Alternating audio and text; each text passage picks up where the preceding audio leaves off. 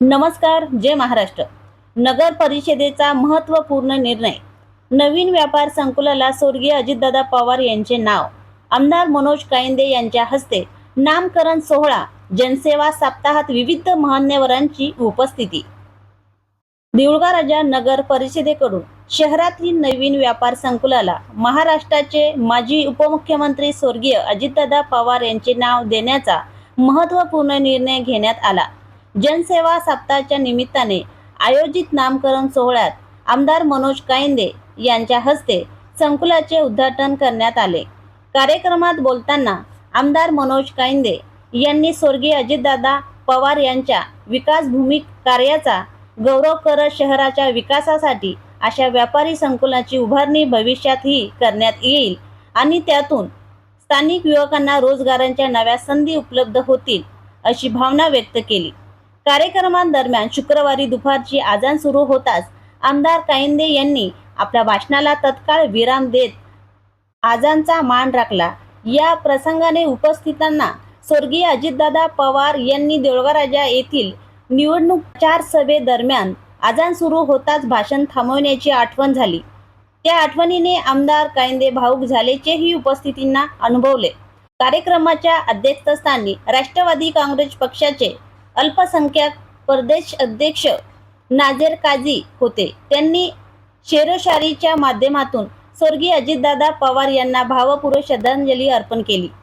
त्यावेळी नगराध्यक्ष सौ माधुरीताई शिपणे, नगर परिषदेचे पदाधिकारी, लोकप्रतिनिधी, विविध राजकीय पक्षाचे नेते, अधिकारी तसेच नागरिक मोठ्या संख्येने उपस्थित होते.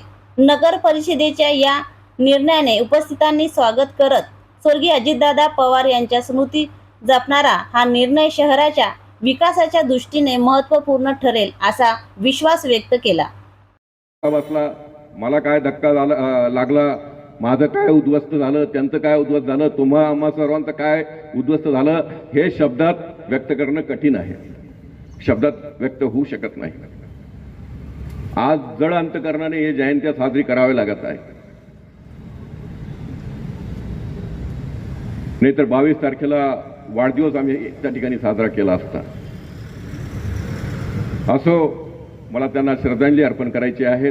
उर्दू शायरीतील या 4 ओवी आहेत कि रुकी रुकी सी नजर आ रही है नब्ज़े हयात, रुकी रुकी सी नजर आ रही है नब्ज़े हयात, ये कौन उठ के गया हमारे सराहने से, उदास छोड़ गया वो हर एक मौसम को, गुलाब खिलते थे कल जिसके मुस्कुराने से, गुलाब खिलते थे कल जिसके मुस्कुराने से. असा नेता आज तुमच्या आमच्यामध्ये त्या ठिकाणी राहिला नाही. त्यांच्या जयंतीच्या सप्ताहानिमित्त गेल्या 22 तारखेपासून अनेक ठिकाणी घेतोय. या व्यापारी संकुलाचं नाव अनेक मोठ्या योजनांचं निधी देण्याचं काम दादांच्या कार्यकाळामध्ये त्या ठिकाणी झालं होतं. पण दुर्दैवानं दादा उद्घाटनाला या ठिकाणी आले पाहिजे होते आणि आता दुर्दैवानं दादाचं नाव स्वर्गीय दादा अजितदादा पवार व्यापारी संकुल असं त्याला द्यावं लागलं. हे खूप मोठं दुर्दैव आपल्या सर्वांचं या ठिकाणी. असो, अनेक